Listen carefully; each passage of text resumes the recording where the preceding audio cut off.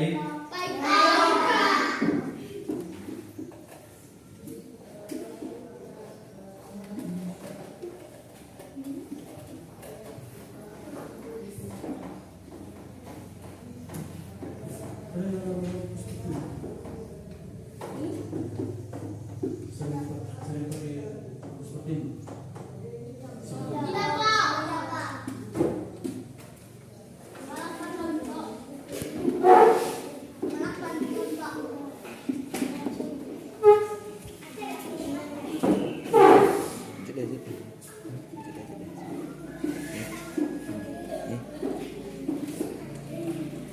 Belajar di tema 7 di subtema 2 ya, itu tentang kebersamaan di sekolah. Sebelum Bapak guru ke materinya, Bapak guru akan membaca sebuah cerita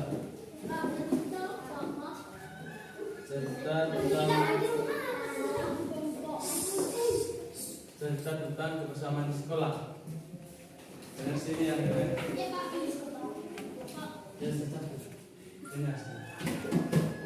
Oke. Kebersamaan di sekolah. Siti adalah siswa kelas 2 SD Nusantara 01. Siswa-siswi kelas 2 hidup rukun. Mereka setiap hari belajar di sekolah bersama. Teman Siti di sekolah berasal dari berbagai daerah. Teman Siti berasal dari beragam suku. Mereka juga menganut beragam agama. Mereka belajar dengan giat dan rukun. Siswa kelas 2 dapat hidup bersama. Nah, itu tadi cerita tentang Siti di sekolah ya. Walaupun mereka berbeda suku, berbeda agama, berbeda daerah, tetapi mereka di dalam kelas itu tetap saling hidup rukun.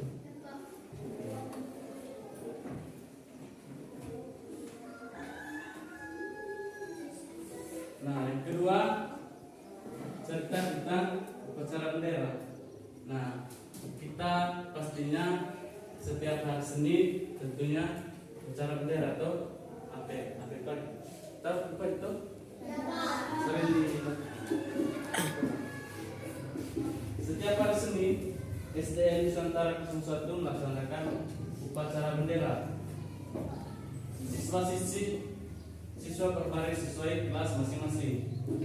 Kelas 2 berbaris satu barisan dipimpin seorang siswa. Siti menjadi pemimpin mereka. Siti dan teman-temannya sangat senang mengikuti upacara bendera. Sesuai kegiatan upacara bendera, Bapak guru akan menyampaikan cerita. Ibu guru akan mendongeng Siti dan teman-temannya bergegas masuk kelas. Nah, itu tadi kegiatan yang dilakukan oleh Siti ketika pada saat hari Senin. Mereka sering melakukan upacara bendera.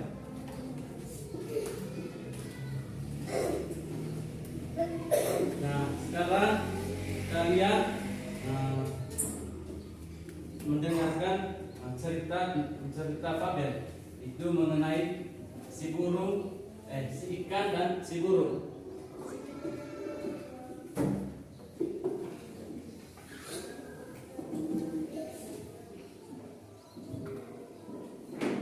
Di sebuah hutan hiduplah dua binatang yang saling bersahabat. Binatang itu adalah burung dan ikan. Keduanya sangat dekat dan saling membantu. Kedekatan keduanya ini tidak terjadi begitu saja, melainkan melalui suatu kejadian yang mengubah mereka.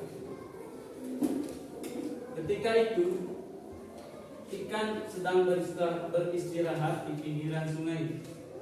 Ia memandang biji-bijian di pohon tempat di atasnya. Kelihatannya bijian-bijian itu enak dimakan, kata si ikan. Kemudian ada manggarai itu, tunggu dia atau tunggu di ikan itu enak kita sebiji siap teh. Ia lalu berusaha meloncat setinggi-tingginya untuk mendapatkan berkali-kali dia meloncat. namun tidak berhasil mencapai bijian-bijian itu. Dia terus berusaha serta semampu dia lompat-lompat. Nah, tapi kalau ngecengnya hai udah biji dia situ dilerikan, ia hanya bisa memandangi bijian-bijian itu. Saat sedang memandang biji-bijian itu, perhatiannya teralihkan oleh seekor burung yang berterbangan ke sana. Tuhan, kenapa Engkau tidak memberiku sayap untuk terbang agar aku bisa meraih biji-biji itu? Kata si ikan dalam hati.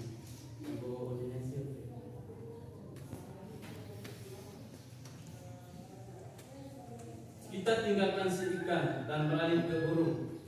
Setelah berterbang, burung lalu hinggap di salah satu dahan pohon di pinggir sungai untuk beristirahat. Saat itu ia melihat ke air. Di dasar air sungai itu ia melihat banyak sekali cacing berkilatan. Kelihatannya cacing-cacing itu enak dimakan, kata si burung. Ia lalu berusaha masuk ke dalam air untuk menyelam dan menangkap cacing-cacing itu. Namun ia tidak berhasil karena ia tidak bisa berenang. Ia hanya bisa memandangi cacing itu dari atas pohon. Saat sedang memandangi cacing-cacing di dalam air, perhatiannya teralihkan pada ikan yang sedang berenang di dalam air. Tuhan, kenapa Engkau tidak memberiku ekor dan sirip untuk berenang agar aku bisa meraih cacing-cacing air itu? Kata si burung. Akhirnya ikan dan burung saling tahu kesulitan masing-masing. Berkali-kali si ikan melihat burung menyelam ke air untuk mendapatkan cacing. Demikian pun si burung berkali-kali melihat ikan meloncat-loncat untuk mendapatkan bijian-bijian. Lalu mereka berkenalan. Kenasio, kacamata ringasan. Hei ikan, apakah kau menginginkan biji-bijian ini? Kata burung. Benar, tetapi aku tidak punya sayap sepertimu sehingga tidak bisa terbang mendapatkan biji-bijian itu, jawab si ikan. Aku juga menginginkan cacing di dasar sungai, tetapi aku tidak mempunyai sirip sepertimu sehingga tidak mendapatkan cacing-cacing itu, balas si burung. Pada burung, bagaimana jika kau membantuku mengambil bijian-bijian itu dan aku akan membantumu mendapatkan cacing-cacing di dasar sungai? Ajak si ikan. Wow, ide bagus, aku setuju, sahut si burung. Akhirnya ikan dan burung menjadi sahabat dan saling membantu. Nah, adik-adik, itu tadi cerita tentang si ikan dan si burung. Nah, adik-adik mungkin tahu arti dari dongeng. Nah, kalau ada yang tahu silakan angkat tangan.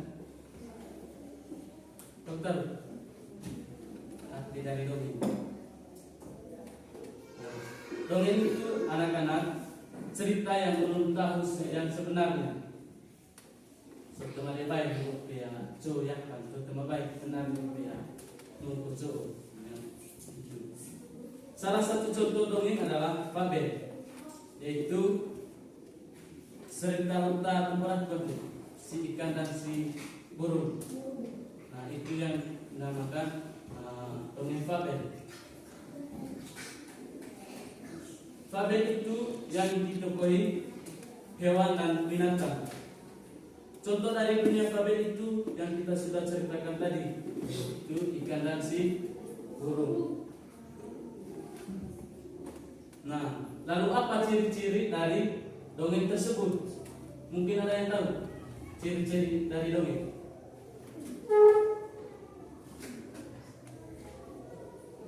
Yang dipakai bisa dengar? Bisa dengar? Nah, ciri-ciri dari dongeng. Dengar sini kan? Nah, ciri-ciri dari dongeng fabel itu yang pertama menggunakan hewan sebagai ceritanya. Yang kedua, tokoh hewan memiliki karakter dan sifat seperti manusia. Hewan mengaku sama sifat ITP, karakteristik ITP. Misalnya mengikut itu sungguh ya, misalnya di kesulitan kesulitan memang berpoin. Nah, mengikut mana ada keren, di mana lebih bagus ya tuh, mana lebih berpoin. Nah, pinjam lihat, pinjam linupe, pinjam linupe. Nah, itu masa isi boleh ngeceng itu saling membantu ya bu, saling membantu ya bu. Yang ketiga, memiliki alur cerita. Yang keempat, memiliki pesan-pesan kebaikan di dalam ceritanya. Terutama pesan-pesan tertentu ya, tentang itu untuk saling membantu dengan kesulitan teman-teman saya sampai sekelas tuh. Nah, adik-adik, dalam dongeng ada beberapa unsur, yaitu yang pertama tokoh yang diperankan dalam cerita tersebut. Yang kedua, latar tempat terjadinya dongeng. Yang ketiga, watak sifat dari masing-masing tokoh dalam dongeng. Yang keempat, amanat atau pesan dalam sebuah cerita atau dongeng. Nah, kalian kan sudah dengar tadi itu dongeng dari si ikan dan si burung. Nah, coba kalian tentukan siapa tokoh yang ada dalam cerita tersebut. Ikan? Burung. Oke, kita dulu.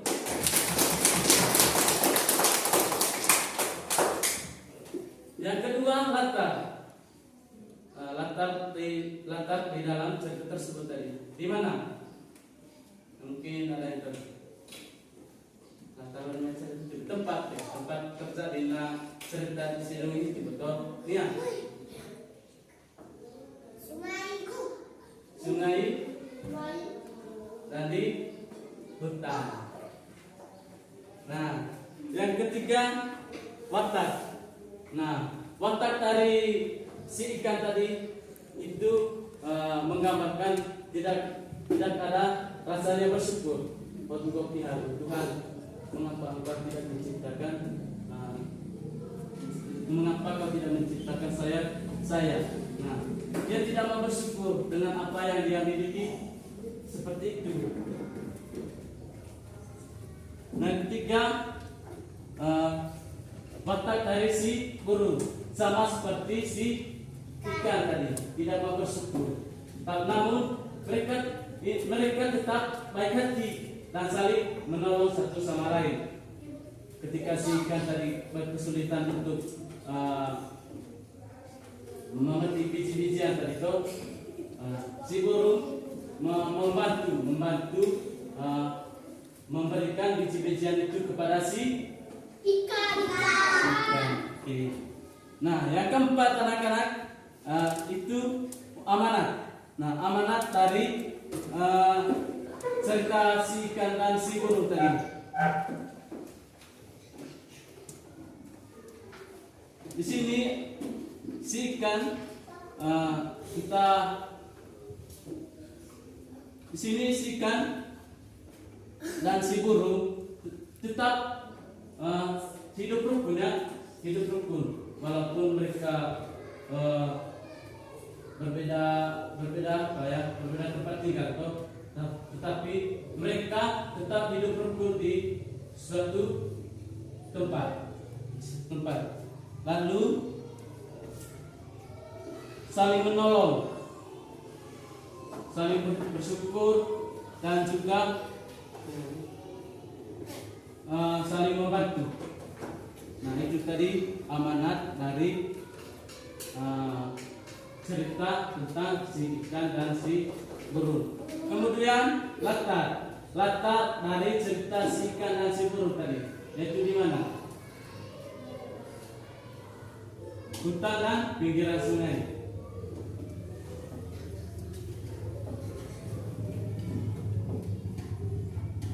Nah, sekarang kita diskusikan tentang sikap hidup rukun di kelas. Nah, di sini Bapak Guru akan memberikan contoh sikap yang mencerminkan kerukunan di kelas. Yang pertama, saling membantu satu sama lain dalam proses belajar dan saling dan bersaing secara sehat. Nah, yang kedua, tidak membedakan pertemanan, bersikap baik dan sopan pada siapapun. Nah, anak-anak tidak membedakan pertemanan itu, misalnya siapa namanya? Yo? Julio. Nah, misalnya tuh si Julio, dia dari tenda. Nah, si Jesse ini berasal dari Poka. Jesse. Sedangkan si Jesse berasal dari Poka. Nah, tidak membedakan teman-teman itu karena misalnya si apa tadi itu Julio, dia berasal dari tenda. Dia hanya bertemannya hanya dengan anak-anak yang berasal dari tenda. Nah, sedangkan si Jessica ini dia bertemannya hanya berteman dengan anak-anak yang dari Popka. Nah, mereka tidak berbaur satu sama lain. Nah, sikap ini tidak mencerminkan kerukunan yang di dalam kelas yang sebenarnya. Nah, sikap kerukunan yang di dalam kelas itu anak-anak tidak membedakan pertemanan. Nah, tidak membedakan pertemanan ini bisa di dalam kelas ini tuh. Termasuk beda-beda orang kasih. Tetap teman tipe, teman saling komposio menggogang nobel itu acak jangkal. Nah, itu sikap yang mencerminkan kerukunan. Sehingga di dalam kelas itu terciptanya suasana nyaman. Oke. Yang keempat, toleransi. Yang keenam, gotong royong dan memberikan gotong royong dalam membersihkan ruangan kelas. Menggope mana serta kotor-kotor ruangan tuh, misalnya goga, lelo misalnya itu dia tuh, dia bersih kelas begitu, tuh satu kelas dia. Memu tibun bisa tuh koronggokan, bersih kita bersih, ada cowok dan nah.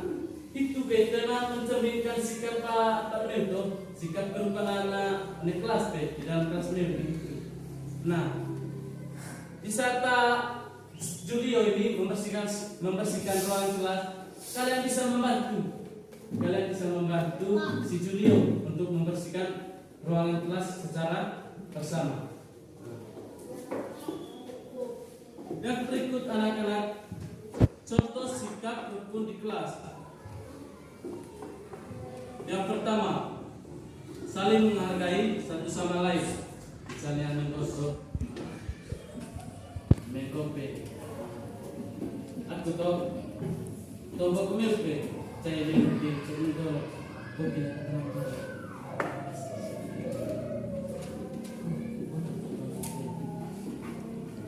Semacam kenapa mesti, kope, kenapa mesti tuh, tombol kan kolo kaya kan kopi pada mesti.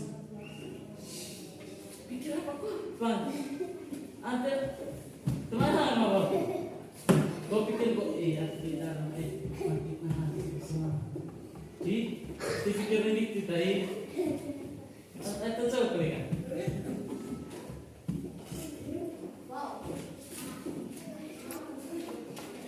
Itu tadi saling menghargai ketika ada teman yang sedang berbicara dan teman lainnya saling mendengar. Nah, itu contoh sikap yang patut kita teladani untuk menciptakan kerukunan di dalam kelas. Yang kedua, bertutur kata baik dan sopan. Dikasih bukti, minta kasih tahunas. Tunggu, apa ya? Hah? Sampai tadi Julio untuk minta Jessica. Minta teman-teman panas itu, wih, mereka malah memiliki, hah? Apa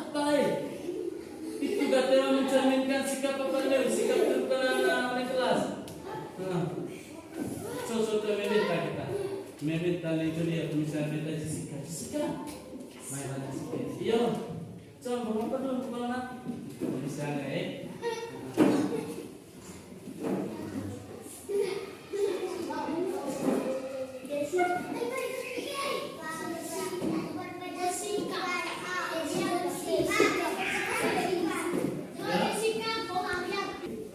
itu tadi beberapa materi yang Bapak Guru telah sampaikan.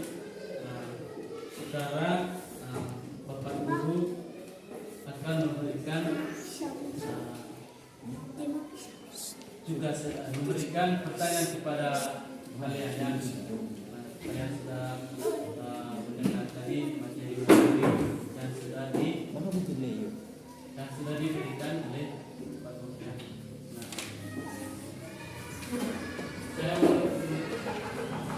Saya memberikan pertanyaan kepada beliau.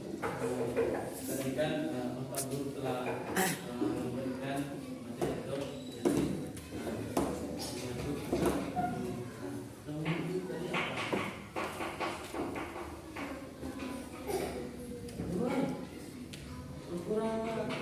itu.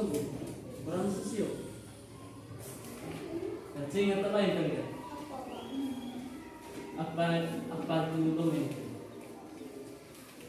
Melepas Manggarai ka?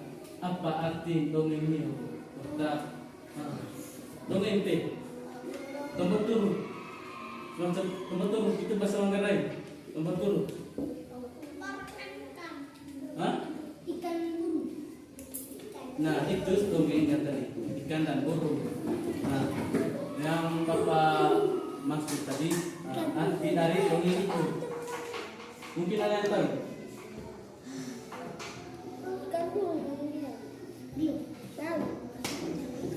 Nah karena dongeng ini kota cerita yang belum tahu yang sebenarnya jangan apa yang gue pikir atau benar itu untuk sesuatu. Yang apa yang gue benar, gue salah, benar gue benar gue cerita itu betul. Itu yang dinamakan dengan apa tadi?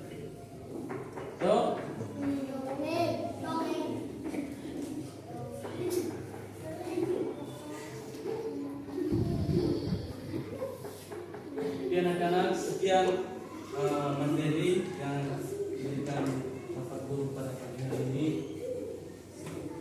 Terima kasih banyak karena telah meluangkan waktunya. Pokoknya itu bobo saling menghargai. Mau resolusi kan? Apa? Kenapa sih? Ah, sih. Ayo. Sing.